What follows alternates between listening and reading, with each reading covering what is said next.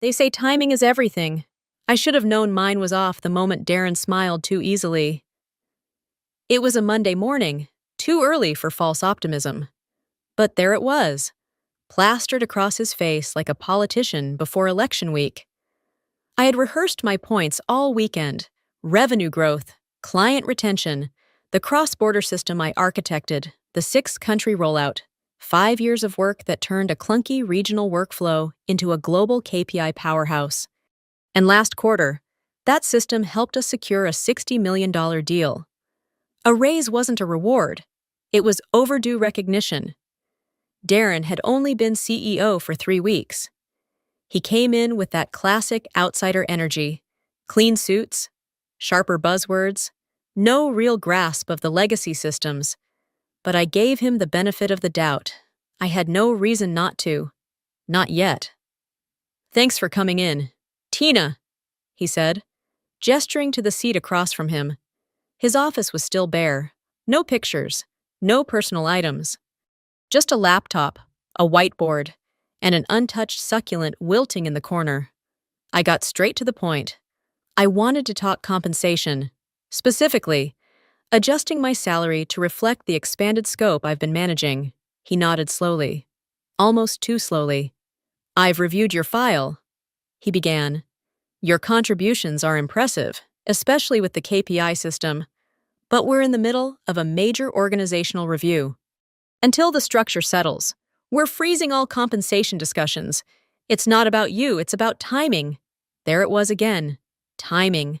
I kept my expression steady. "So no adjustments this quarter?" "Not yet," he replied. "Let's revisit after the realignment." He stood up, signaling the end of the meeting before I could say anything else. As I stepped into the hallway, my phone buzzed with an alert.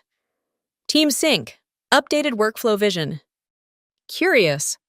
I stopped by the glass board outside the analytics war room. A new KPI architecture was drawn out. Detailed. Color-coded. Freshly labeled. The core structure was mine. Every diagram. Every metric path. Except, my name wasn't anywhere. Jason's was. And that was the first time I realized this wasn't just about timing. This was the start of something else entirely. The calendar invite came at 6:12 in the morning, titled simply Realignment, 10:30 in the morning, Darren's office. No agenda, no context. Just 15 minutes blocked off, squeezed between 2 of his finance meetings.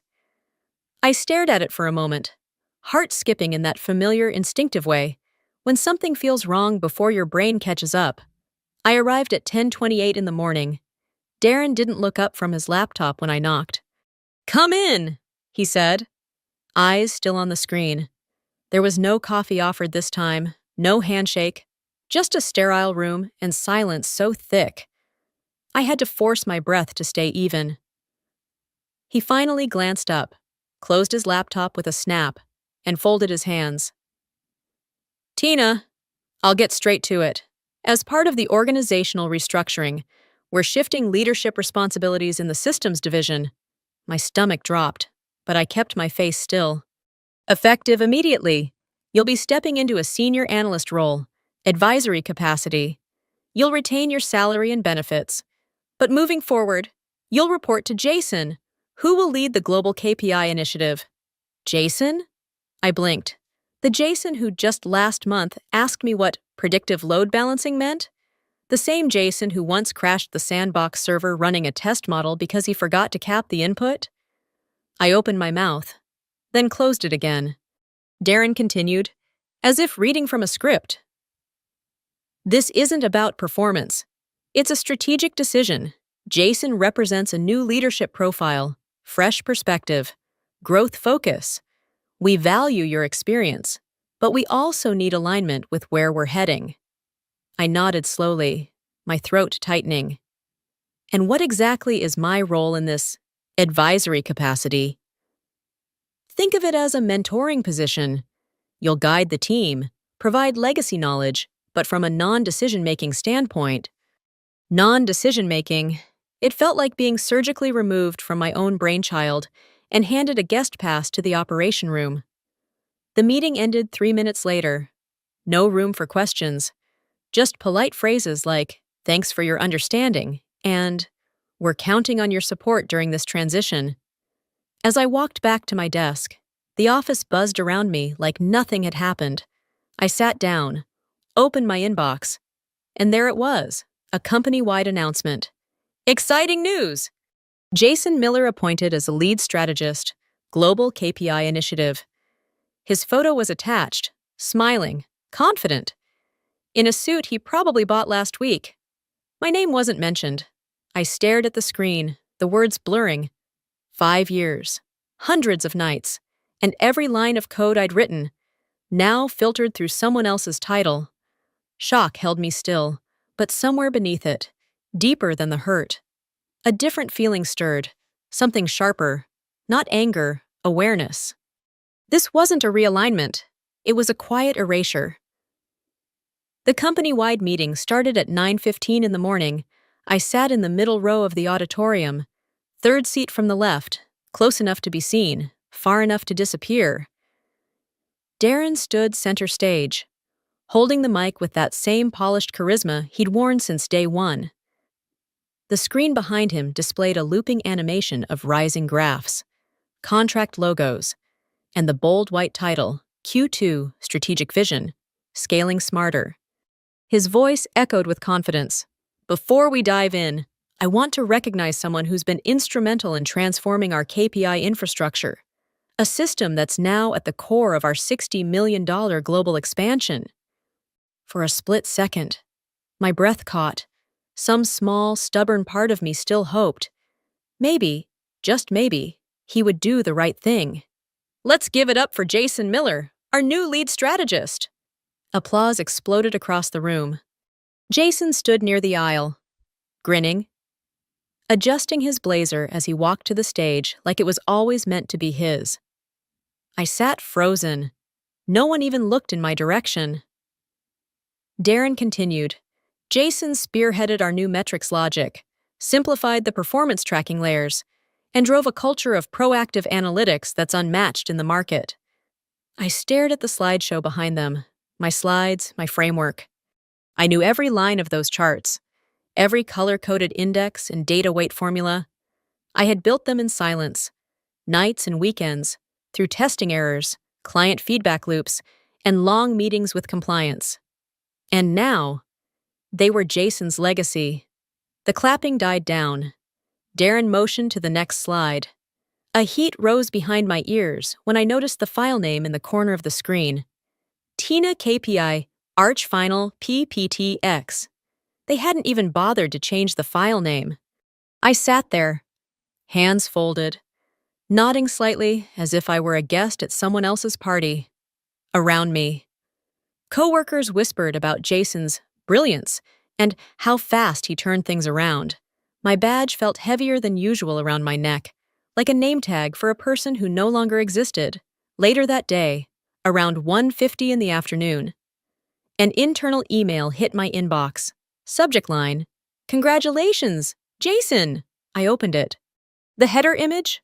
A custom banner featuring one of my original dashboard layouts, cropped, but still unmistakably mine. No one noticed. Or maybe, no one cared. I stepped away from my desk, locked myself in an empty conference room, and sat with the lights off. There was no screaming, no tears, just a silence so loud it pulsed in my ears. The erasure wasn't just happening behind closed doors anymore. Now, it was lit up on a screen, framed by applause. I didn't raise my voice. I didn't storm into Darren's office demanding answers. I didn't even reply to the email. I did what people like him never see coming. I stayed quiet, but beneath that silence, my mind was sharpening like a blade. By 7:15 in the morning the next day, I was at my desk with a fresh cup of coffee and a new focus. The system. My system. I opened the back-end architecture, dug into the core layers, and traced the data flows from server to dashboard. Jason had begun implementing changes already, surface-level tweaks to naming conventions, cosmetic layout edits. But the foundation was untouched. They hadn't dared alter the bones, probably because they didn't know how. What they also didn't know, I had embedded microstructures throughout the system, tiny patches of logic meant to stabilize the load balancer, recalibrate lag time, or auto-clean redundant entries. Those structures weren't in the documentation. I had written them in the early days. Before we even had a compliance lead, they were invisible to anyone who hadn't lived inside this system like I had. As I worked, I kept my headphones in, face unreadable. Colleagues passed my desk like I wasn't there. I smiled, nodded. But behind my screen, line by line, I was reacquainting myself with every decision I'd ever made. And that's when I saw it. Buried deep in the core logic module, the engine that supported everything, the predictive model, the KPI scheduler, the risk forecast simulator. It was all still running on NutraFrame, a proprietary framework I'd licensed privately 3 years ago when the team's budget request had been denied. Back then, I had bought the license using my own funds. I needed stability and couldn't wait for red tape. No one had ever updated it. No one had ever replaced it. I opened the license panel. Owner, Tina Reyes. License type, Developer Enterprise. Status, active, auto-renews March 2026. I sat back in my chair. That framework wasn't owned by the company. It was tied to my name, my credit card, my signature. They had demoted me, erased me from the conversation, but they were still running their entire $60 million operation on a skeleton that belonged to me. I didn't say a word. Not that day, not the next. No dramatic confrontation, no threats. Just quiet revisions, shifting, isolating, preparing. Because if they thought I was out of power, they were only looking at the surface, and surface never told the full story. The real systems always run beneath it. By 8:20 in the morning, I was already in the system, headphones on, eyes steady, breath quiet. They thought I was just moving on. Jason had taken my seat. Darren had moved on to his next boardroom performance. HR had already reassigned my responsibilities into tidy bullet points. No one suspected a thing. Perfect. I wasn't angry anymore. That kind of heat is messy, unpredictable. What I felt now was cooler, surgical, precise.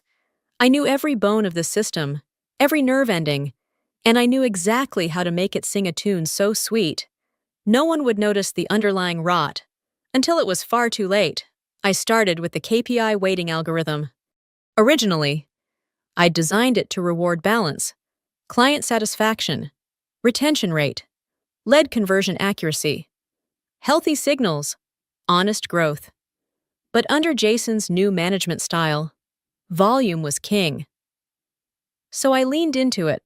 On the surface, I rewrote the logic to inflate short-term data spikes, click volumes, report generation counts, API activity bursts. The numbers would now look phenomenal, but they'd be hollow, like cotton candy at a distance, colorful, full, and mostly air. Then I turned to the forecasting engine. The original model had been robust, pulling from 7 variables including vendor response lag, seasonal purchasing trends, logistics traffic, and failure rates.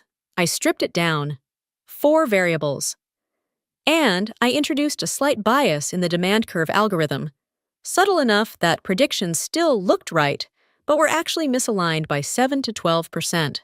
Not a cliff, just enough drift to cause quiet chaos 2 or 3 cycles later. Next was the alert suppression. Our alert system used to be the crown jewel, smart, dynamic, responsive. It flagged anomalies before humans even noticed patterns forming. But not anymore. I disabled 3 major early warning layers, removed their triggers, replaced them with polite review pending delays. Now the system would remain calm while burning from within. Beautiful, dangerous. By 11:40 in the morning, I was in the quarterly metrics call. Jason stood at the front of the room, walking everyone through the updated dashboard. The screen glowed with color-coded bars, green across the board. Uptime, client engagement, sales velocity, it all looked perfect. Too perfect. Darren leaned back, arms folded behind his head, smiling like a man who believed he'd just won something. This is what I'm talking about. He laughed. We turned that clunky legacy mess into a high-precision profit engine. No one noticed my smile in the back row. It wasn't pride. It wasn't bitterness. It was restraint. Let them believe they'd perfected the machine. Let the green lights lull them deeper into delusion. I wasn't sabotaging. I was observing. Monitoring every variance they ignored, every metric they worshipped, every crack they mistook for polish. Because when it all came undone, and it would, I wouldn't need to raise my voice. I'd just let the data speak for itself. By 9:30 in the morning, the glass conference room was already full. People shifted in their seats, coffee in hand, murmuring with excitement. On the screen, a sleek deck of quarterly results, animated graphs dancing with green arrows and rising lines. I sat near the end of the table, silent, invisible. Jason stood at the front, confident, over-rehearsed. He wore a navy blue blazer that still had faint fold lines from the department store rack. He cleared his throat. "Let's, with the forecast accuracy," he said, clicking to a slide titled Precision at Scale on the screen. A bright green banner read, 98.6% forecast reliability. The room responded with a collective nod of approval. Darren smiled, arms folded behind his back like a proud professor. Investors beamed. I stared at the slide, and I felt my jaw tighten. That number was a lie, not a rounding error, not a slight mistake, an engineered illusion. The new system, with its stripped variables and weakened coefficients, wasn't capable of hitting anywhere near 90%, let alone 98.6%. The last model I'd simulated, before stepping back, had already shown a projected drift of 12%, and that was before Jason's simplifications. He didn't even seem to understand the risk factors he was ignoring. Or worse, he knew, and didn't care. Our client delivery timelines have improved by 14%, he added, clicking forward. Stockouts have dropped to an all-time low. We're ahead of market curve by 3 months. The truth? Deliveries were improving only because the alert system had been silenced. They weren't seeing the missed shipments, the delays, the mismatched invoices, because no one was listening. And stockouts? The calculation had been altered to delay recognition until 2 cycles later. It was like disabling a smoke detector, then celebrating that nothing ever caught fire. I looked around the room. Every face was nodding, approving. Darren leaned in. "Jason, these are some of the best performance metrics we've ever seen." Applause followed. Smiles, eye contact, affirmation, and I sat there, stone-faced. They were clapping for something I had built and quietly dismantled. They were praising a version of the system that no longer existed, running on algorithms designed to deceive, dressed up in the language of progress, but I said nothing. Because the longer the illusion held, the deeper the eventual fracture. And I wasn't going to stop it. I was going to document it. That evening, at 6:40 in the afternoon, I was reviewing historical trend files on my personal terminal. I tracked performance drift over the past 5 weeks, highlighting false gains and unreported gaps. As I saved the file, a notification pinged. LinkedIn. Message request from Priya Menon, Client VP, Northbridge Health. My heart skipped. I opened it. "Hi, Tina. Quick question. Are you still overseeing the KPI system? We've noticed some strange shifts in the data outputs lately. It doesn't feel like your work. Hope you're well." I stared at the screen for a long time. They noticed. Someone noticed. And in that quiet moment, my anger didn't explode. It concentrated, sharper, more focused. I didn't reply. Not yet. Because soon, the numbers would speak louder than I ever could. By 8:50 in the morning, I was standing near the back window of the operations floor, watching the city crawl to life. My inbox was quiet, my Slack notifications minimal. Jason had stopped copying me on anything. Meetings I used to lead happened without me. Status reports I once reviewed now landed directly in Darren's inbox. And yet, every metric they praised was still built on a system I had engineered. I approached Mia, a colleague I'd worked alongside for years, someone I thought still saw me. "Have you noticed the forecast models?" I asked carefully. "They're skewing heavily. I've logged at least 4 major misalignments between projected and actual delivery timelines." She glanced up from her screen. Blinking. "I mean, maybe, but it's not really your thing anymore, is it?" The words hit harder than they should have. "I'm not trying to interfere," I said. "I just think someone should—" "Tina," she interrupted gently, "I know you care. We all know you built this place, but things are moving forward. It might be time to stop holding on." I stood there for a second too long, then nodded, forcing a polite smile. "Right. Of course." By 10:20 in the morning, I returned to my desk. The company had never felt so full and so empty at once. Conversations happened around me, but not to me. People passed without eye contact. It was like I had become background noise, part of the furniture they forgot to replace. And then the email came in. Subject: urgent, order delay, Northbridge Health. I opened it. A major shipment had failed to arrive. According to the system, everything had cleared, but the client's confirmation said otherwise. Incomplete batches, outdated units, and missing documentation. The fulfillment team hadn't even flagged it, because no flags had triggered. I read the message twice. Northbridge was one of our legacy clients. High value, high volume, loyal. Until now. By 2:45 in the afternoon, word spread that Northbridge was pulling out of their upcoming renewal. It was worth close to $8 million. Jason claimed logistics hiccup. Darren called it client overreaction. But I knew better. This was the first fracture, the beginning of the unraveling, and no one wanted to admit it. In the late afternoon, a new name appeared on the calendar. Ken Albright, systems consultant. A note in the IT group chat confirmed he was an external contractor brought in to audit and optimize back-end performance. Translation: Darren had finally sensed the cracks, but was too proud to ask the person who built the foundation. I watched as Ken walked in, gray-haired, expensive laptop, polite confidence. By 4:50 in the afternoon, he was hunched over Jason's monitor, deep in code. I listened from a few desks away. "I'm trying to trace the predictive module," Ken said. "But where's the top-level logic call? This framework's got hidden references I can't map. It's like legacy stuff." Jason cut in. "She made it complicated on purpose." Ken raised an eyebrow. "Or maybe just advanced." Jason didn't answer. Neither did I, because I had already stepped out of that circle.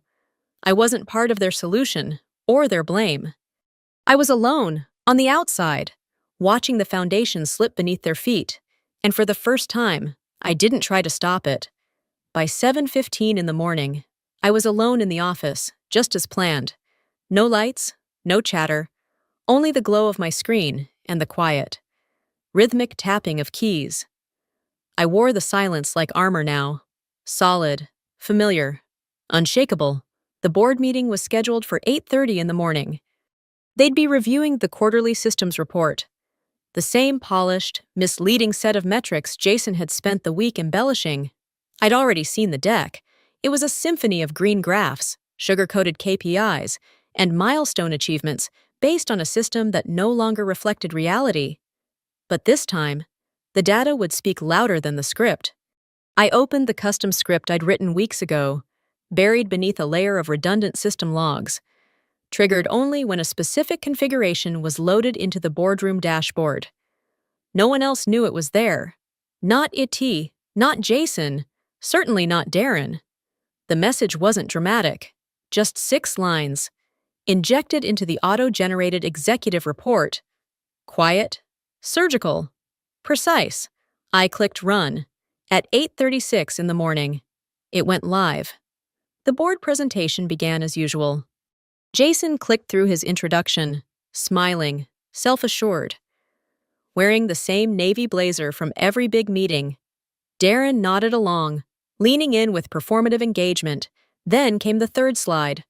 The room paused, on the screen, embedded at the bottom of the forecast model chart. A new line of text appeared in a soft gray font, almost easy to miss. The numbers are optimized, not real. Ask who changed the core. Silence. Someone coughed. Jason stared at the screen, blinking hard. Darren leaned forward, squinting. Fingers hovered uncertainly over laptops. One of the board members, a woman in a sharp cream suit, looked up. "Is this part of the presentation?" Jason's voice cracked slightly. It must be a formatting error. We'll move past." "Hold on," another voice cut in. This time, a senior director, a man I knew only by name, Martin Cross. "Who inserted that message?" Jason stammered, flipping backward through the slides, trying to find a version without the embedded line. But the message was hard-coded. No version of the deck would escape it now. Then came the moment I'd been waiting for. Martin opened his inbox. The auto-report system had already sent the raw output to each board member. There, at the bottom of the email, the same line of code had replicated. He hit reply all. "Who the hell is Tina, and why is she not in the room?" The air shifted. At 8:42 in the morning, I received a ping from our compliance officer. Subject, urgent. "Are you available for a brief today? System architecture integrity?" I didn't reply. Not yet. I sat back in my chair, heart steady, but every nerve taut like piano wire. It wasn't fear. It wasn't thrill. It was focus. The system hadn't crashed. It hadn't exploded. It had whispered, just loud enough to unsettle the people who mattered. For weeks, I had been erased. But this morning, I was in every room, without saying a word. By 10:30 in the morning, I was called into the 11th floor executive boardroom, a room I hadn't entered in months. The tone of the email was formal, urgent, and unmistakably cautious. "We'd appreciate your insights on the current system discrepancies, particularly regarding predictive model integrity." I walked in calmly. The way you walk into a room you already know by heart. Jason was already seated, pale and rigid. Darren paced near the projector screen, face tight with a forced half-smile. Around the long table sat members of the board, compliance, and, surprisingly, a client representative from Northbridge Health. I took the empty seat at the end of the table. No small talk, no greetings, just silence. Martin Cross, the senior board director who'd sent the now infamous "Who the hell is Tina" email, leaned forward. "Ms. Gureyas, we'd like to understand your involvement in the system's current architecture." But I opened my laptop, connected to the screen, and began. No emotion, no gloating, just facts. "The predictive engine is currently producing inaccurate outputs due to altered weight configurations. The variables used in forecast modeling were reduced without adaptive compensation, which causes a margin drift that compounds over each cycle." I flipped to a chart, data overlays comparing the original model with the current altered version. The differences were undeniable. "Additionally," I continued, "the early warning alert system has been disabled in 3 tiers. This explains why failed shipments went undetected until client complaints surfaced." Several heads turned toward Jason. He said nothing.